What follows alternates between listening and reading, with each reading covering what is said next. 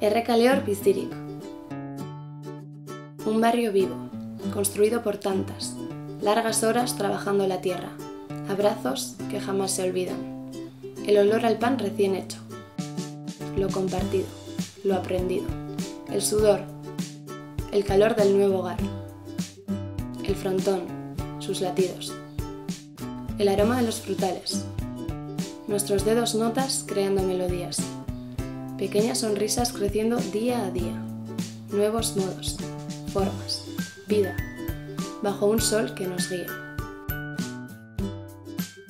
Nuestro barrio camina fuerte hacia la soberanía. Nuestras manos en comunión trabajan, crean, son comunidad. El sistema, un monstruo, incansable consumidor de energía. Sin ella no es, la necesita para su infinita acumulación del capital. El sol nos da la vida, es nuestro regalo cada día. Ayúdanos a llenar de luz y calor nuestro barrio, el de todas. Estamos vivas, seguiremos construyendo. Errekaleor bizirik.